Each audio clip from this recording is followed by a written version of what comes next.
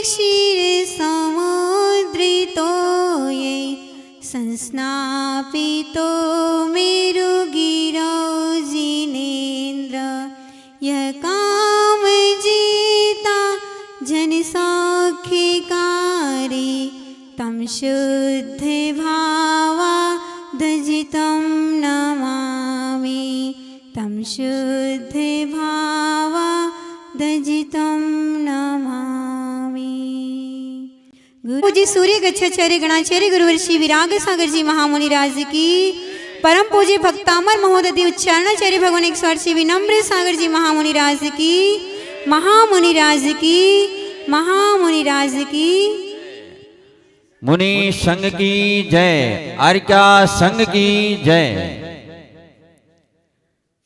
बंधु, जहाँ सूर्य विराजमान हो, सूरज विराजमान हो, आगम न्याय सिद्धांत अनुयोग चारों अनुयोगों के ज्ञाता जहाँ विराजमान हो, वहाँ मैं तुच्छ कुछ बोलने का प्रयास करूंगी तो जरूर हास्य का ही पात्र होंगी।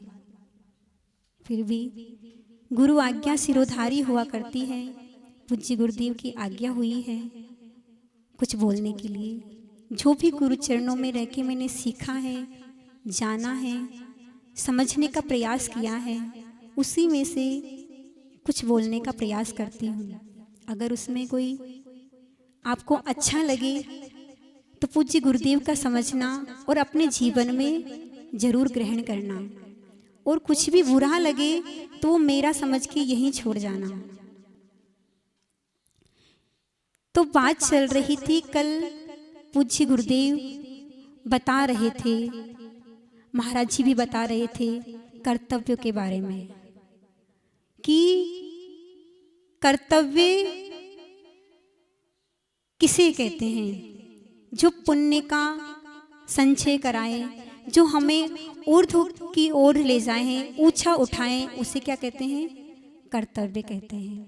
कर्तव्य कितने होते हैं सभी को पता है कि श्रावक के कितने कर्तव्य हैं? 6 कर्तव्य हुआ करते हैं। और साधु के कितने कर्तव्य होते हैं?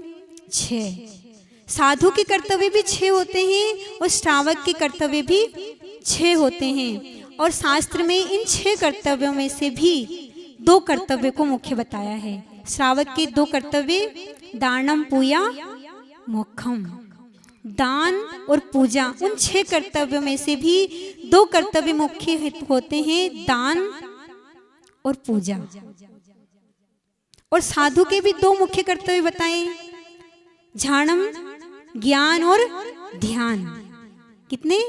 उनके भी 2 कर्तव्य मुख्य बताए और श्रावक के भी 2 कर्तव्य। और श्रावक के भी 6 कर्तव्य होते हैं और साधु के भी 6 कर्तव्य हुआ करते हैं। तो अगर श्रावक अपने कर्तव्यों का पालन ना करे तो वह श्रावक नहीं कहलाता है, और साधु अगर अपने कर्तव्यों का पालन ना करे तो साधु भी साधु नहीं।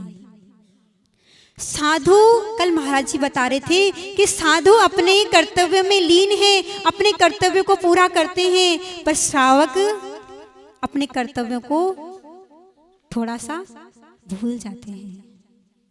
तो अगर श्रावक अपने कर्तव्यों को पूरा करते रहे और साधु भी अपने कर्तव्यों को पूरा करते रहे तो ये धर्म आगे निरंतर बढ़ता चला जाता है। कहते हैं कि अगर जो धर्म रूपी रथ है उसके 2 पहिए हुआ करते हैं। धर्म रूपी रथ के 2 पहिए होते हैं। वे 2 पहिए कौन से हैं? एक श्रावक और एक साधु। अगर उस धर्म रूपी रथ का अगर एक पहिया भी अगर पंचर हो जाए तो क्या धर्म रूपी रथ आगे बढ़ सकता है? नहीं बढ़ सकता।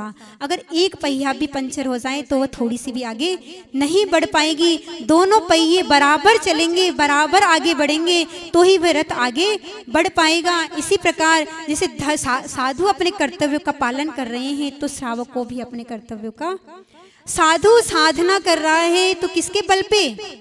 श्रावक के बल पे। श्रावक दान देता है, श्रावक आहार दान देता है तो साधु उस आहार के बल पे अपनी साधना को कर रहा है। ज्ञान ध्यान तप कैसे कर पाता है? जब अगर वो श्रावक अगर उसे दान नहीं देगा, आहार दान नहीं देंगे, तो साधु की चर्या का पालन भी नहीं हो पाएगा। तो श्रावक अपनी चर्या अपने कर्तव्यों का पालन करता है, तभी साधु अपनी चर्या का अपने कर्तव्यों का पालन कर पाता है। और अभी विषय चल रहा है कि विधान क्या, अभी क्या होना है? विधान होना है। विधान क्यों? विधान क्या है? विधान एक भक्ति है। पूज्य गुरुदेव बताते हैं कि एक पूजन होती है, एक विधान होता है। पूजन जो हम डेली करते हैं उसमें अष्ट द्रव्य चढ़ा करके हम 10 मिनट में, 15 मिनट में, आधे घंटे में पूजन कर लेते हैं। पूजन एक विधान है, छोटा विधान। और विधान क्या है? बड़ी पूजन। विधान क्या है?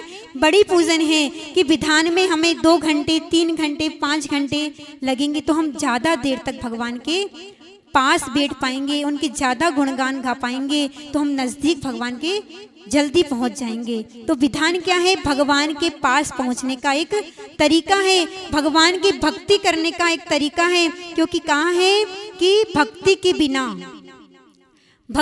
बिना रहे जो प्राणी वह नर पशु समान। जिस घर में गुरु भक्ति नाही वो घर है शमशान। ये पूज्य गुरुदेव की लाइनें हैं। क्या कहा कि जिसके अंदर, जिस घर में, जिस प्राणी में भक्ति नहीं है, जिस जीव में भक्ति नहीं है, वह जीव कैसा है? कैसा है? पशु के समान है।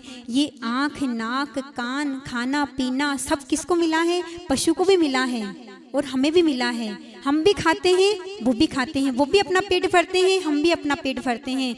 जितनी 5 इंद्रियां उनको मिली है उतनी इंद्रियां हमको भी मिली है।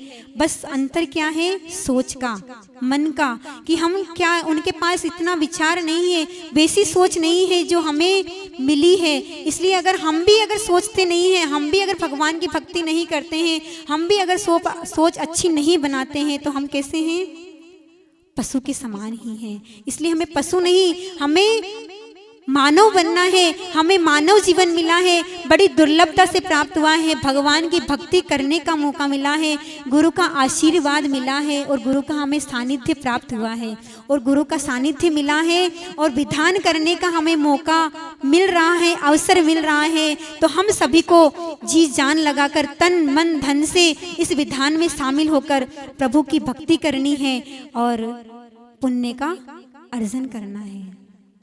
मैं ज़्यादा कुछ नहीं बोल के पूज्य गुरुदेव को सुनने के लिए यहाँ पे सभी लोग बैठे हैं और अपनी वाणी को यही विराम देती हूँ और यही कहूँगी आप सभी को कि जितने लोग यहाँ पे बैठे हैं वो सभी लोग विधान में बैठे और जितने भी अपने आस पड़ोसी, जितने भी रिश्तेदार हैं, सबको समाचार पहुँचाएं कि हमारे यहाँ पे नव वर्ष में पूज्य गुरुदेव का आगमन हुआ है और हम पूज्य गुरुदेव के आशीर्वाद से हम यहाँ पे एक समूह शरण विधान रचा रहे हैं। उस विधान में सभी लोग सम्मिलित हो, हम सभी अपने मन को बनाएं और एक दूसरे को बताएं। जितना हम बताएंगे उतना उनका तो पुण्य संचय होगा ही, हमारा उससे भी ज़्यादा पुण्य का संचय होगा। आगे हम पूज्य गुरुदेव से सुनेंगे कि विधान करने से क्या प्राप्त होगा, हम कैसे पुण्य अर्जन करें और जो भी बात आचार्य जी बताएंगे हम उनसे सुनने का प्रयास करेंगे। जय बोलो परम पूज्य आचार्य भगवान ईश्वर श्री विनम्र सागर जी महामुनि राज की नमोस्तु।